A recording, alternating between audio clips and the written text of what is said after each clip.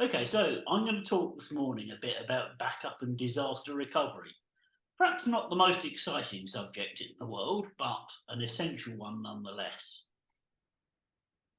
So, what do we actually mean by disaster recovery? Here's a very good definition of it. So, disaster recovery is the strategies, policies, procedures, and tools needed to quickly restore IT systems, applications, and data in the event of a disruption or disaster. Why is it important? Well, as I alluded to in my weekly presentation earlier, up to 94% of companies that actually suffer severe data loss never recover. 51% of those companies close within 2 years of the incident. 43% don't reopen again. Almost 70% of small businesses close within a year of a large data loss. This is why backup and disaster recovery is important. So, what are the components? Now, being IT, there's always a bit of unavoidable jargon in here, but hopefully I can actually explain it in a way that makes sense. So, what you're actually looking at, recovery time objective, or RTO, as you will hear it expressed. So, that essentially is how quickly you need to recover systems in the event of a failure. Now, depending on your business, not all systems will have the same recovery time objective potentially. So, for example, you could need your main CRM system back before you need your internal intranet service, for example. So that's one to think of. A recovery point objective is the maximum age of data that must be recovered. So RPO is essentially a measure of how much data you can afford to lose.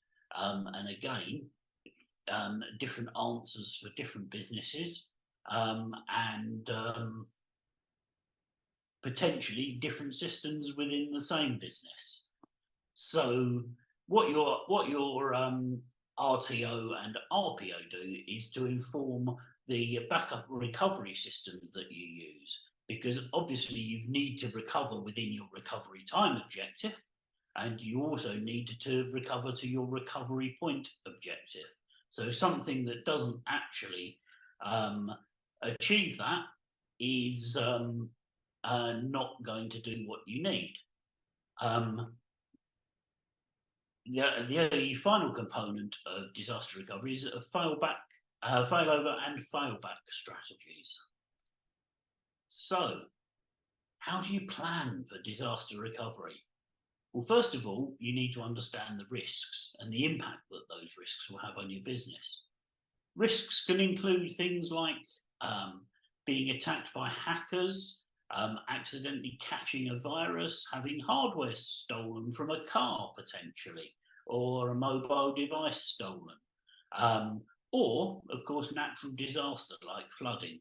I do actually go back to a job that I was involved with several years ago, where a basement flooded.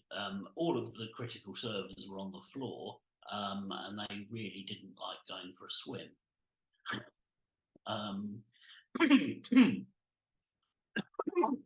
Excuse me. Identify the systems that are critical to your business. Understand budgetary constraints. So, for example, it's possible to do things in such a way that things are pretty much 100% available. But you do kind of get into the law of diminishing returns, and also you need to ask yourself whether it needs to be 100% available in order to support what your business does. Because if you head for 100% availability and you don't need it, you're potentially spending money that you don't need to spend. So understanding the budgetary constraints within there is incredibly important. Also, understand the technology constraints. For example, one of the systems that we actually use to do this has the capability of completely restoring a laptop to a new device. But doing that is it's limited by the speed of your internet connection. So, it can easily take 4, 5, 6, 7 hours. So if you need to recover quicker than that, then you need to look at potentially another solution to cover those requirements. Also, develop policies and procedures. Ideally, anything that is critical for disaster recovery shouldn't involve the users in having to do things, because things like that will get forgotten. There will always be something more urgent. So make sure you develop those policies and procedures. And that also includes things like physical security. It's a lot easier to not have your laptop stolen than it is to try and recover after the event. All DR plans must be tested. I go back a good few years in the IT industry to where backups were done on tapes. And most of the time, you could pretty much guarantee that people wouldn't test that the tapes could be restored. So they'd eventually get to a point where they needed to recover and the tape was unreadable.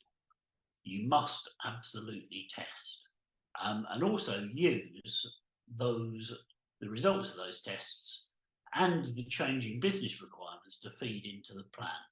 It's no good having a disaster recovery plan that you wrote 5 years ago when your business has now changed significantly. So that's me. I'm Lee from Stress Free IT Solutions. We turn your IT into an asset.